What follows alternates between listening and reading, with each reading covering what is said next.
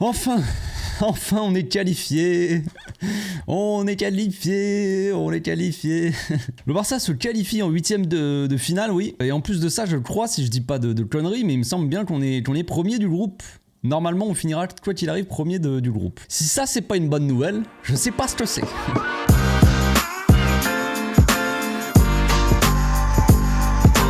Au passage, n'hésite pas à nous rejoindre si c'est pas encore fait et à partager la chaîne autour de toi, ça fera plaisir à tonton. Cancelo. Joao Cancelo, quel homme les amis, quel homme. C'est le joueur de ce match, de cette soirée, c'est le seul ou un des seuls, mais je dirais quand même un peu le seul à avoir été au niveau vraiment Ligue des Champions. Quel match incroyable de Joao Cancelo qui...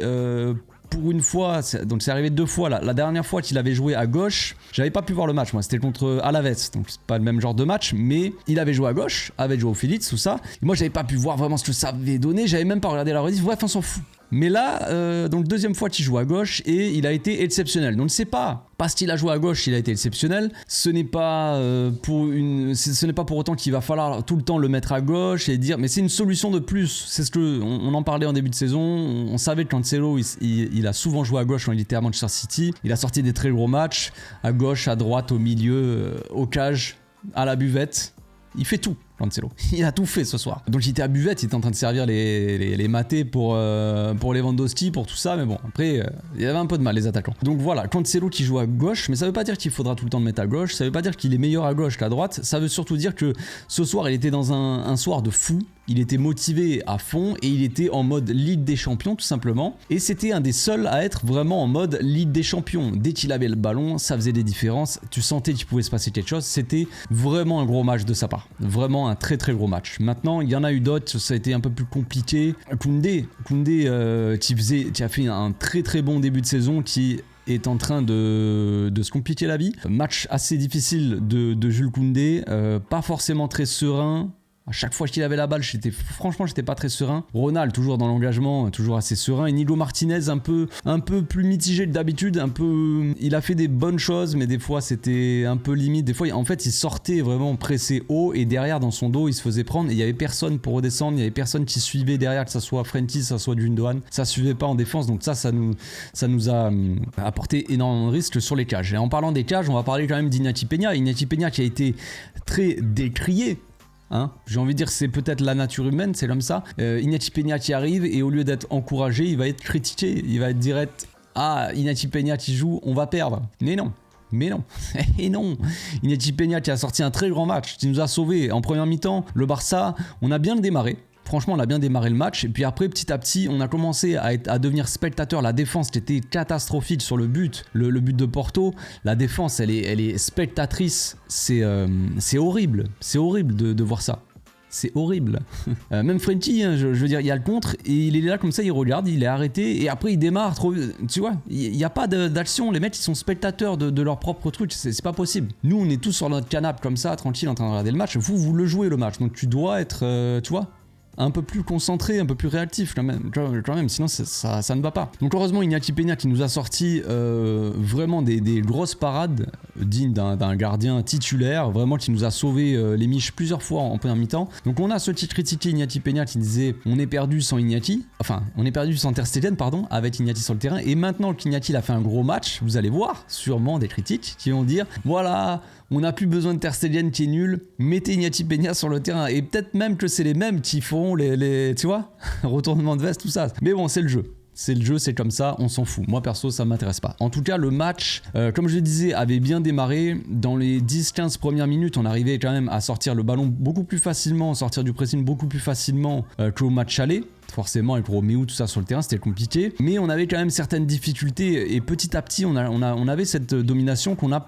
petit à petit perdu dans le match, autour de la 25e, 20e, 25e, jusqu'au but de Porto, mais après je crois qu'ils ont marqué vers la 30e, je sais plus, 35e et tout ça. On s'est réveillé un petit peu avant la mi-temps, je crois, si je me souviens bien, mais on commençait à perdre un peu le fil, à perdre la domination, on commençait à subir, et là l'équipe qui commence à se recroqueviller là et à faire caca dans son short, ça ne va pas les amis, ça ne va pas. Et c'est Cancelo qui a sonné la révolte. Tout simplement, Cancelo qui, comme je l'ai dit tout à l'heure, était en mode Ligue des Champions. Il avait activé le mode Ligue des Champions, il est arrivé, il a pris la balle, belle passe de Pedri sur le côté gauche. Cancelo qui arrive, il rentre sur son pied droit, il fout droit le gardien et c'est réglé.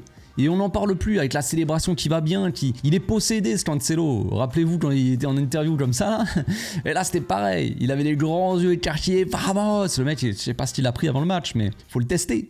Faites un test. Non, il est possédé, Cancelo, et c'est magnifique de voir ça parce que il apporte cette énergie, tu vois, cette énergie qu'on a besoin en Ligue des Champions, cette folie quoi en fait. Tout simplement, c'est une soirée de Ligue des Champions les gars, il faut se relâcher, il faut y aller, il faut être fou sur le terrain, il faut avoir envie, tu vois. Et on a senti des joueurs pas fous. On a senti un milieu de terrain en première mi-temps surtout qui a perdu la maîtrise en fait. On sentait une relation Frenkie-Gundogan qui marchait pas forcément. Un Pedri aussi un peu absent des débats qui physiquement peut-être était un peu trop juste. Il a joué tout le match, d'ailleurs ça m'a inquiété. Je pensais qu'il aurait dû sortir pour moi, peut-être pour Fermin Lopez ou je ne sais pas, mais faire souffler un petit peu Pedri.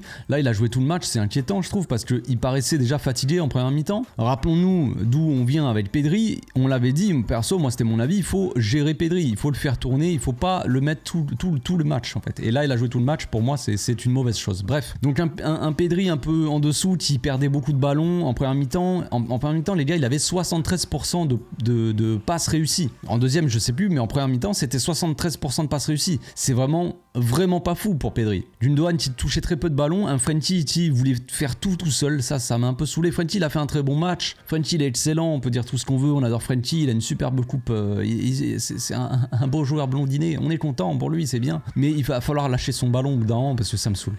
C'est fatigant, il lâchait pas son ballon, il veut tout le temps tenir le ballon, il fait des tours sur lui-même. Qu'est-ce que tu fais? Joue en passe, trouve Gundogan qui va trouver un autre joueur, ainsi de suite, on développe. Il faut arrêter de porter le ballon, arrêter de garder le ballon pendant 1000 ans. C'était son problème qu'il avait pendant un gros temps la saison dernière, il le faisait moins là, et là il revient de blessure, il tient trop le ballon, faut apprendre à lâcher. Faut apprendre à lâcher le ballon. Bref, rappelez-vous ce que j'ai dit avant le match, dans l'avant-match et même en live tout à l'heure. J'ai dit que je m'attendais à avoir un match assez plaisant de la part des joueurs, pas forcément une masterclass, mais je m'attendais dans l'intention, dans l'envie, tout ça, des joueurs un peu plus concernés. Et c'est ce que j'ai ressenti sur le match. Peut-être que c'est pas ce que tout le monde a ressenti, mais même Lewandowski, au début, je l'ai pas trouvé si mauvais, tu vois. Il redescendait, mais il faisait pas forcément les mauvais choix, il gardait pas le ballon pendant 3 ans, tu vois. Mais après, petit à petit, il est reparti dans ses travers en deuxième mi-temps, j'ai pas trop aimé. Genre, il garde le ballon pendant 3 heures. Et à un moment, il a la balle tout seul, il contrôle pendant 3 ans au lieu de frapper. Non, je sais plus qui c'est qui lui donne, peut-être Cancelo, peut-être Félix ou Ferran, qui lui donne le ballon dans l'axe et au lieu de tirer direct du gauche, c'est Lewandowski, frère, t'as un pied gauche. Il contrôle la balle, il fait une passe du coup en retrait, on perd la balle. Non, mais c'est pas possible. C'est pas possible. Donc, comme je le disais dans l'avant-match, une équipe qui a retrouvé une certaine maîtrise, même si en première mi-temps c'était pas évident, mais on avait une équipe qu'on sentait un peu plus solide, tu vois. Avec des joueurs de ballon, quoi. Frenkie, Gundogan, Pedri au milieu, même si franchement ils ont pas fait un très gros match, je trouve. Cancelo a vraiment énormément aidé dans ce domaine-là, mais un milieu qui a des meilleures qualités quand on met Roméo sur le terrain évidemment, mais devant c'est compliqué. C'est ce que je disais dans l'avant-match. J'ai peur. Les seuls doutes que j'ai pour moi, c'est en attaque. Une attaque qui a du mal à être tranchante. Une attaque qui a du mal qui est assez un peu trop statique. Qui a du mal à se trouver. Les automatismes, on dirait qu'ils se comprennent pas. Félix, Lewandowski, Rafinha, les trois, on dirait ils jouent chacun de leur côté avec dans des univers parallèles. Il y en a aucun qui sait jouer ensemble. C'est fou quand même. Vous Connaissez Rafinha, Lewandowski, ils se connaissent. Félix, en début de saison, ça paraissait pas trop mal. C'est un joueur de ballon, c'est un joueur qui aime bien combiner avec ses coéquipiers, mais on dirait qu'il se trouve pas. Félix qui a fait tous les mauvais, enfin pas les mauvais choix, mais il y a rien qui allait avec lui. En première mi-temps, il y a rien qui allait, et puis deuxième mi-temps, il commence direct, contrôle poitrine. Au bout de quelques secondes, on récupère la balle, il tire une grande frappe sur la barre. Tu te dis, c'est pas possible. Et le mec est maudit. Il a fait combien de poteaux, combien de barres depuis le début de la saison, Joao Félix? Il est plein de bonnes intentions, Félix, mais à chaque fois, il n'arrive pas à marquer, il n'arrive pas, ça passe juste à côté, c'est raté. Il y a jamais tout qui est parfait avec lui. Puis après, quand même, il a fini par marquer son but, donc peut-être que ça va le débloquer.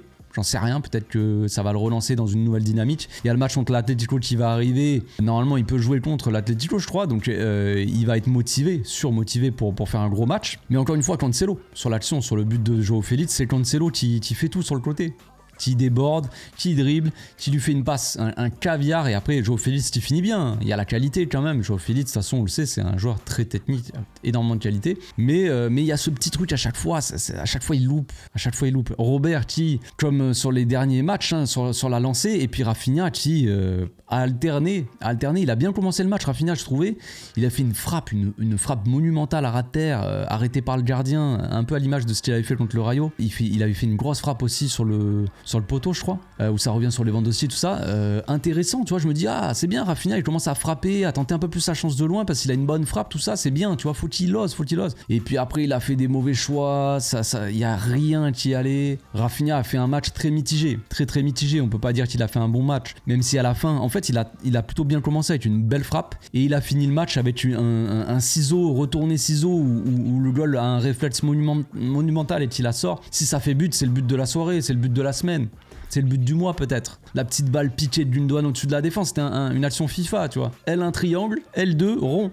Et là, retourner ciseaux, mais c'est pas rentré. C'est dommage. C'est dommage, ça aurait pu lui donner un peu plus de confiance, un peu le rebooster, mais voilà, un match un peu amer pour Rafinha. Donc dans la globalité, ce match-là, on est plutôt content, on est qualifié les gars, on est premier, on va pouvoir souffler un petit peu, on est soulagé avec ça déjà, c'est fait, on est tous contents. Maintenant, il va falloir continuer sur cette lancée, essayer de trouver un peu plus de rythme pour certains. On sent un Pedri qui est fatigué, c'est dommage qu'il ait joué tout le match comme je l'ai dit. Cancelo qui est sorti aussi, je sais pas s'il est blessé, j'espère que c'est pas grave, j'espère que c'est juste par prévention. Mais Cancelo, on va en avoir besoin. Cancelo comme ça, c'est un des meilleurs joueurs du monde, hein. Concrètement les gars, on va finir là-dessus, mais c'est la vérité, quoi. Un Cancelo comme ce soir, c'est un des meilleurs joueurs du monde. Et c'est assez fou de se dire que c'est un latéral qui, on peut pas dire c'est vraiment un défenseur, soyons pas non plus hypocrite, même si son poste c'est un poste de défenseur, mais on peut pas le qualifier, c'est comme à l'époque Daniel Alves, tu peux pas le qualifier comme défenseur, il est plus attaquant que le défenseur. Cancelo est plus milieu de terrain, attaquant que le défenseur limite, mais